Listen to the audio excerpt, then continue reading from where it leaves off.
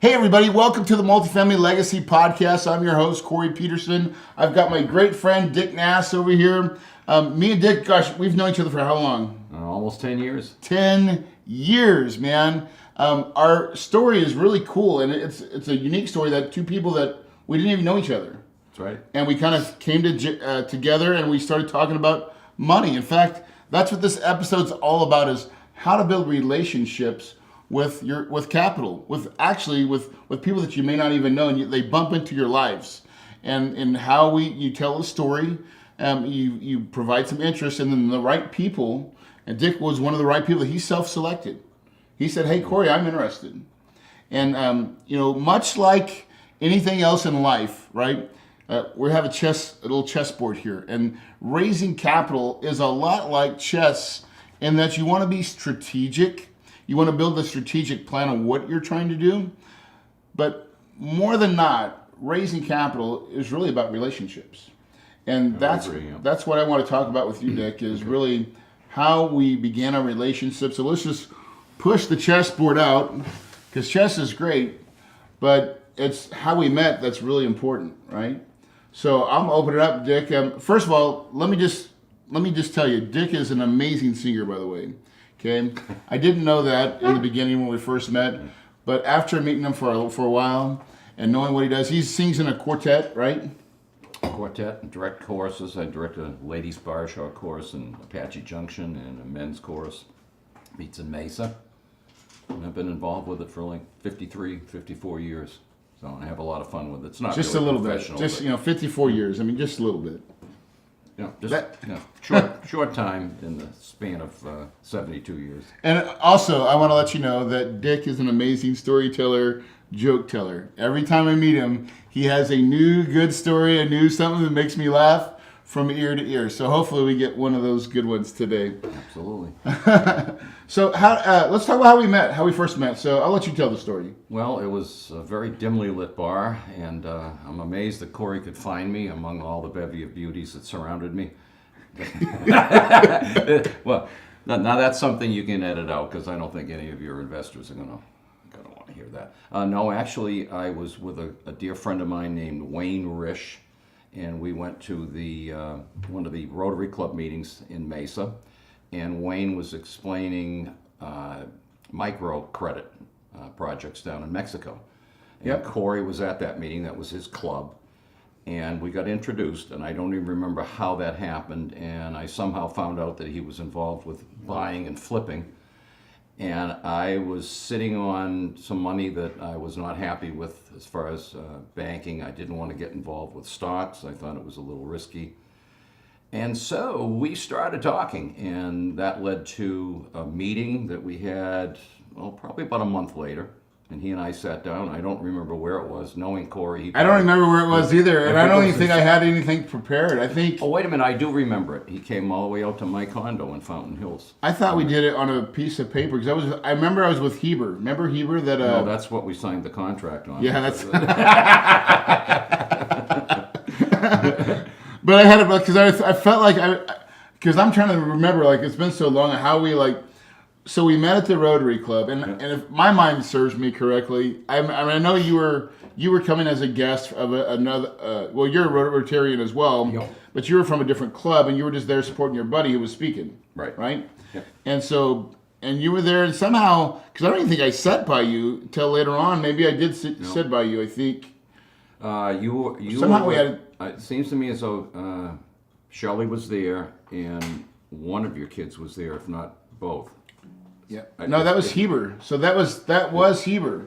I remember that. Yeah, that was. I was having a protege, I'll call it. He was a young kid from high school. That's right too. Okay. Yeah. You remember? All right. So okay. Yeah. And so I was just bringing him along to try to give him, here's how business is done. And so it was a really fun project. But we had a conversation about money. I mean, I can't remember. It was not like a full blown conversation. You had some interest. I had some interest. You had a couple more questions. But the thing that impressed me, and the thing that you listeners should hear, is because he was a fellow Rotarian, I knew two things right off the bat. Number one, our motto was service above self, so I knew he believed in that, same as I did. And the other thing was I knew he could be trusted because Rotarians like to do business with other Rotarians. So that set the stage. So That was a quick transition. yes. I want to tell you, like, so I tell people when I'm talking about, like, how do you find? You don't join clubs to go find money. You join because you really want to serve, right? And what happens though naturally in those types of clubs is business gets facilitated within the club, right? Because why wouldn't you, right? And the thing about the Rotarian that I love about it, it really is just like I told today. We're like, hey, is Dick going to show up? Because I'm not saying you're old school, okay? But there's a lot of new millennials. Like if you didn't text me and let me know you're coming and let me know 5 minutes that you're on your way, that he's not showing up. That's not how it works. No. Like with the Rotary Club, if they say, hey, I'll be there at 7, pretty much know that at 7 o'clock, someone's going to show up. Of course, today was the exception because I wound up in Chandler. Like well, that's because technology screwed us up. That's right. Yep. But when I called the check, so I called because I'm so conditioned. I got to let me hold everybody's hand. And he's like, of course, I'm getting ready to be out the door. Right? I'm not holding your hand, by the way. last time I did that, it led to serious trouble. Don't tell Shelley. Okay, all right. We'll keep it our secret. That's another thing you can edit out. So, but that was really how it happened. We just had that brief little encounter. And then, like you said, a month later, we had more of a detailed, here's kind of what we do. Yep. That conversation. That's correct. And do you remember how that went? I'm trying to find the first thing that you told me was, yeah, we can do some buy and flips. Now it seems to me it's like 2009, but you said the market is shifting, and you said it was going more towards rental real estate, so we could do a couple of buy and flips.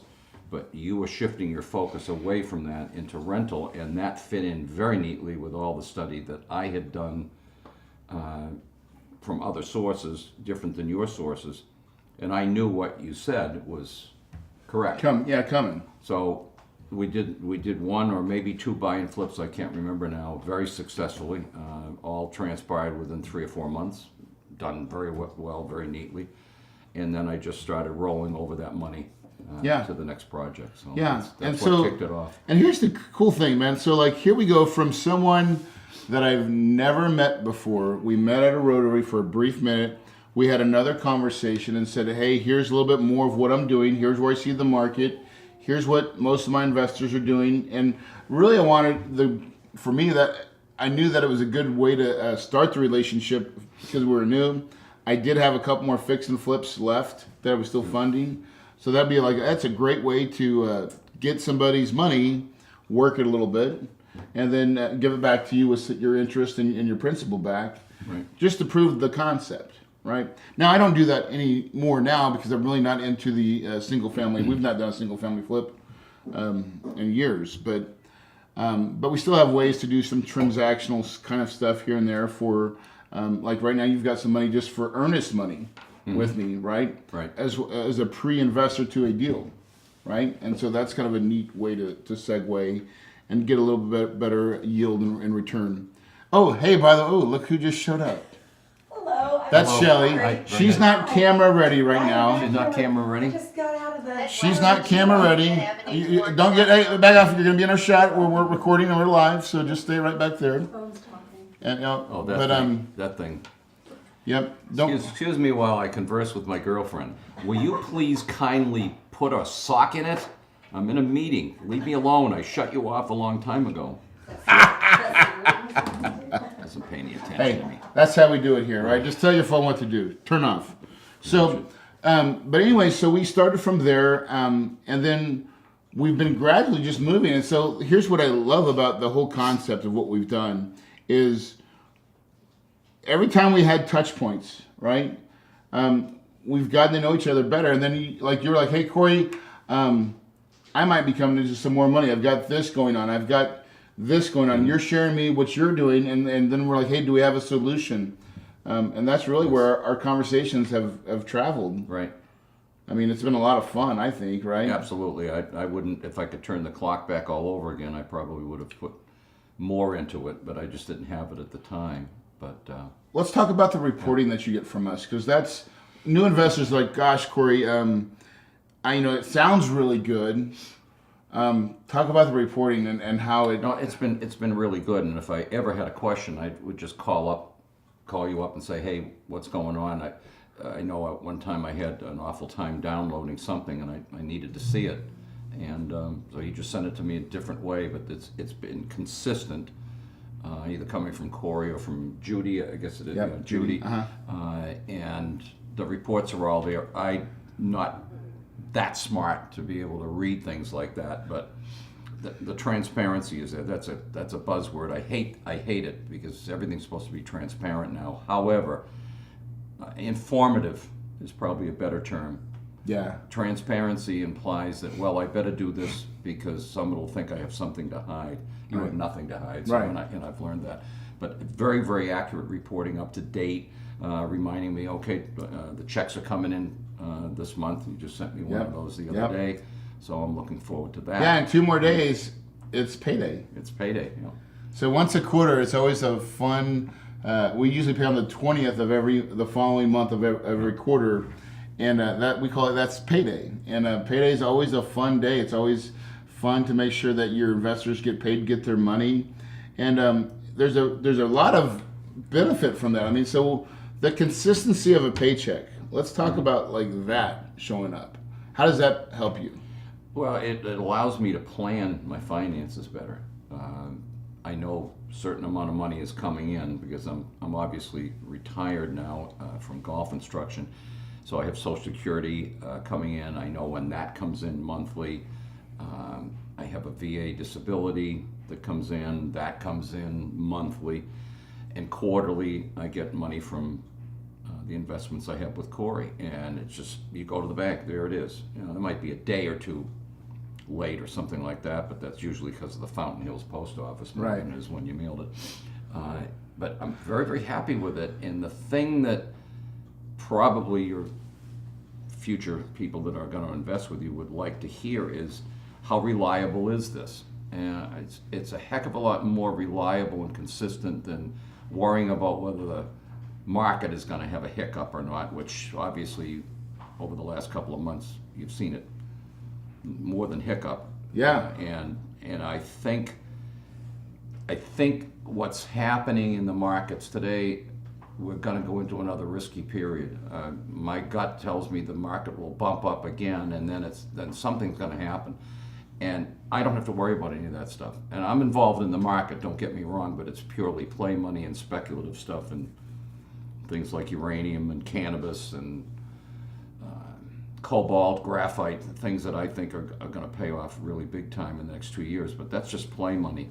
I want something solid and consistent that I can invest in, that's going to be for those checks there. that show up. Yep. And even if the economy takes a slide, the rent checks keep coming in. Yeah. That's Yeah, well, this is the good thing of it. So obviously, you've done a lot of your self-education on the industry as well, but I feel like I try to put in my little pieces because we talk about this a lot. In that, with people are always like, "Hey, there's a downturn coming. How's that going to affect? If it does come, how does it affect our investment? How does it affect our rental properties?"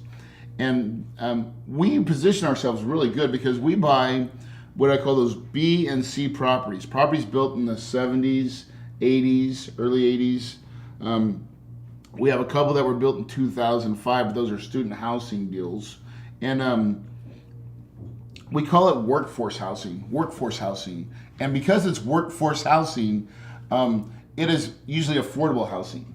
And so when a downturn comes and you're already a renter and you're at a very expensive place, and you can no longer afford it, what do? You move out and you move in to my place. That's affordable. It's clean. It's well ran. It's well kept, right? And really, that is the secret to how we operate. Is because where all this makes sense is through the operations, and that's what I've been able to do. And it's not that I do it myself. I have a whole team that does this, but we're really good at making predictable outcomes. And I think, as most of my investors would agree, the one thing that I think every investor that I talk to, the one commonality between everyone that I have, is they want the consistency. And it's the consistency that just like, hey Corey, I know it's going to happen. Now, you were part of one of my big deals where we actually got a really good. You were in it almost in the very beginning. Yeah, we're talking about Lionsgate. Yeah, Lionsgate. Lionsgate. Yeah. So let's talk about that deal, because that was one you went from early investor to when we sold it, and now you're in our new deal with us.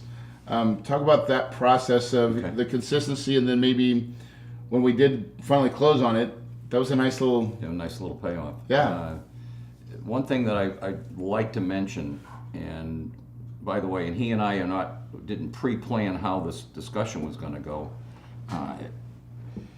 In real estate, my opinion, and Corey, you can back this up or not, you don't make the money on the sale, you make it on the purchase. And that's one of Corey's biggest secrets. He is not going to stick his neck out, take the risk with his money, our money, and pay way too much for a property, no matter how much potential it has. It needs to be geographically in a great area where the unemployment is very, very low. There's jobs available. It's potentially a growing community, or it's near an area that's in a growth pattern. And that is very typical of Lionsgate in another project that we're all involved with. Made a good purchase. That's why Lionsgate paid off. He paid a decent price to begin with. So when he upgraded it, and that's what he'll do, he'll find something, upgrade it, make it look better, make it function better, better management. So when it comes time to put that on the market for sale, it's a no-brainer. It's just a case of who's going to be interested. It's fun that you watched me do that, right? Oh, yeah, I mean that's completely sold me. I was like 99.9% sure of this man, but that deal is now wow. You were also though. This is a true testament. Okay, Dick was also involved in one of my deals. It was my second or third deal I think I've ever done that didn't go so well. Okay. Right. Yeah. So I mean, it's the good, bad, and the ugly. We're not hiding it. We have. Right? So on that deal was a big learning curve for me, right? This is a deal that I bought. It was in Tucson. It's a smaller property. And I thought I had a hold of it. We had a management company, but they weren't doing their job. And they were the same people that were managing Lionsgate, but they were out of Atlanta. And they just couldn't do it, what they were doing real close. They couldn't do it far away. And then I raised my hand and said, "Oh, I'll self-manage. I can self-manage." That didn't go so well. And I finally find the right management company that was local in Tucson. But by then it was almost 2 years, and we'd only paid out a smidget in return for anybody. And at that point in time, it was just time to cut our losses. We got it up the highest that we'd gotten it. We sold it. I actually lost some money, and so this is the part that. Did I make you whole? Yes, he's a stand-up guy, and he made good on it, and actually gave me the loss that I incurred, which was not major. It's I think I had 70,000, and I think maybe I lost 7 or 8 or 2, whatever it was, and that went into a different deal.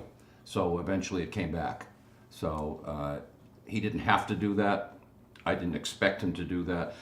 There's an old axiom in business that find out what people expect and give them that and that much more. That's how Corey Peterson operates. Oh, thank you. And this was not scripted for anybody make the check out to Dick Naas. No, that's the truth. And what in fact, we should share what the 4-way test is in Rotary. Of everything a Rotarian thinks, says, or does, the first one, is it the truth? That's why we don't have a lot of politicians in Rotary. So that doesn't seem to work well with them. That's funny. So let's so fast forward to Eagle Village, right? So then, because you stayed with me, we all actually everybody that was in that Lionsgate deal, and this is not how it always happens, but we all 1031 exchanged because you had your original investment. And then plus you got a big chunk at the end, and we took all that money and transferred it to the next deal. So now you've got a better, even a better paycheck coming. In fact, you're going to get your first paycheck tomorrow That's right. from it. Tomorrow. Yeah. I can eat. And you know what a gift to give investors out there. Like, listen, not only did you have a nice income stream for which you had invested, you stay with me till the end. You got another chunk of money. We reinvested it in another deal. Now you've got a even more income stream because, listen, last time I checked, gas prices and food keeps going up, right? Yep, exactly. And but the government has assured us that our inflation rate is only about 1.5%. I don't know where they buy their groceries and their gas and buy all the products that they do, but everything is going up and up and up and up except paychecks. Right. So, And when you're on fixed income and you're retired, right? Yeah. You got to kind of pay attention because you're planning, right, and making sure that, hey, I've got this, and this squared away.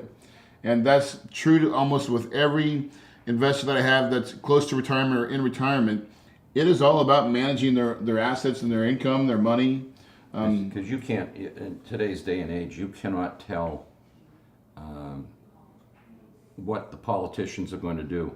And the politicians have an awful lot to say, too much to say, in my opinion, about what happens. And there's too many people that think, oh, well, the government will take care of me. And usually people with that attitude are under an umbrella, and it's under the umbrella, there's a little sign that says poor.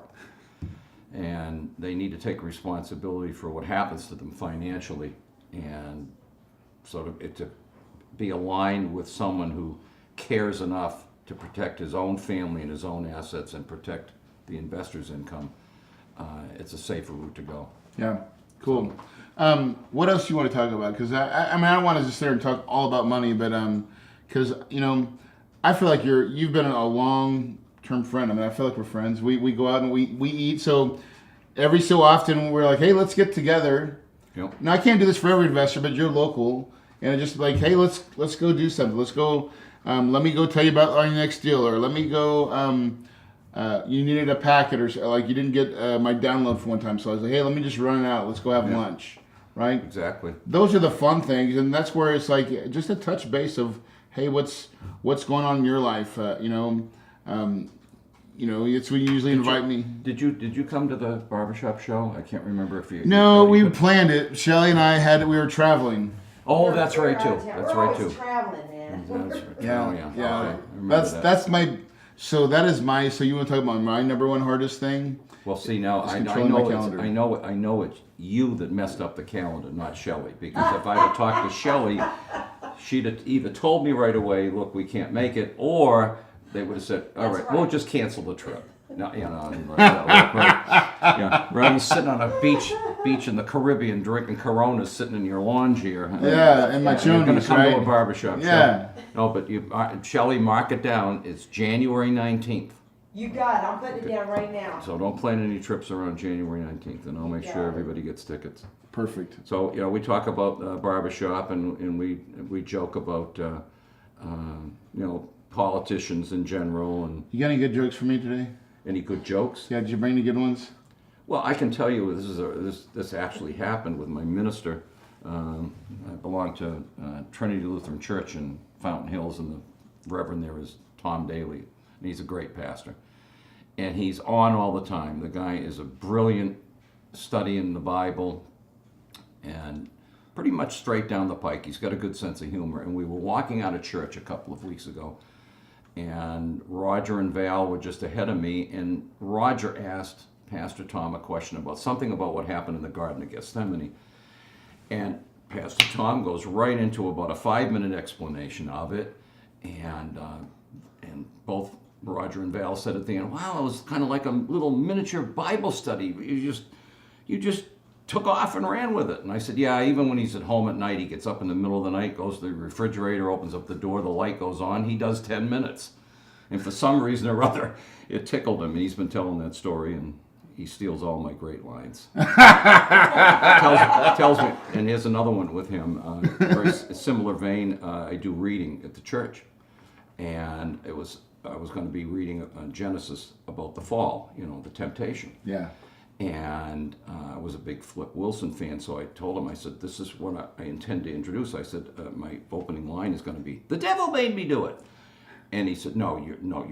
You're not going to say that." And then he turned around about a month and a half later and used Flip Wilson and "The Devil Made Me Do It." Yeah. Like, come on, you're stealing all my number ones, man. So I sent him a bill. But no, I mean, that's the worst thing in the world you can do. Hey, tell me a joke. Be funny. Hey, man. I've always enjoyed our conversations, and here's the thing. So for everybody out there listening, everybody is in a different place with their investing. I feel like here's what I know. There's a lot of people out there that are tired of, like, if you're still working, they want to retire faster, sooner, with more money, right? Those are good people to call on us. We are in a process. It's going to take us a little while to get it all dialed in to where we can create people out there that are listening. If you were looking to invest with us, there is a process for that, and we're going to send you to a membership site so we can really get to know you and get to know you on a financial level. So then we may have the opportunity to share some deals with you. So that's all I'm going to say on that. We're working on it. It's a work in progress. Probably within the next month, we'll have kind of more of a segue where we can start having those types of conversations. But what I know is this. People want to retire, doctors, lawyers, everybody out there. The biggest problem they have, and I think the biggest fear that everybody has is, am I going to what? Run out of money before I die. Yeah, run out of money, right? Yeah. Yeah, but there's something I need to add, and if you think that you're going to get involved with Corey and you're going to get rich quick, forget about it. Go gamble in the stock market. If you think that you're going to, I think the biggest mistake people make is they cut away another consistent source of income, their job. They want to retire too soon and then worry about whether they're going to have enough money. If you love what you're doing, keep doing it. Or, maybe go part-time or something like that. But this is something that's consistent, conservative. Is there risk? There's risk in everything. You could lose your job tomorrow. You could bury the money in the backyard and somebody sees you from a helicopter or many other ways, and the money's gone that night. But you do the very best that you can. But think of this as a long-term relationship, and you'll be far better off, I think. But yeah, gosh dang, I couldn't have. I'm really writing that check now. Okay. Yeah. How many zeros? Before the decimal point. Keep talking. The devil made me do it. Yeah, the devil made me do it. I got another one to tell you, but it's not going to be on there. Hey, listen. Thank you guys for coming and watching this show. If you are new to real estate, or you're a dentist, doctor, lawyer, high net worth, have lots of people in your sphere, big networks, take the time to go to Kahuna Wealth Builders and subscribe to my Quick Start Workshop. You're going to get a lot of good information. You're going to get some video series of how to leverage your relationships, just like I've leveraged Rotary and found Dick, right? If it wasn't for me being in Rotary, being active and doing something that I really cared about. By the way, Shelly and I have hosted two foreign exchange students from Rotary. Oh, really? Oh, and it's been probably and they're our daughters. We call them our daughters. Yeah. But one's from Finland and one's from Sweden. Sunny and Cecilia. And we've had talk about a blessing, right? Yeah. Now we're like, okay, we just need one in Germany, one in France, one in the UK, right? And then we can just go travel the world and not have, just scrap all that. Why don't you just adopt me? By the way, there's something, we've known each other almost 10 years, and there's something that is a perfect time for me to tell you this. I've never liked you.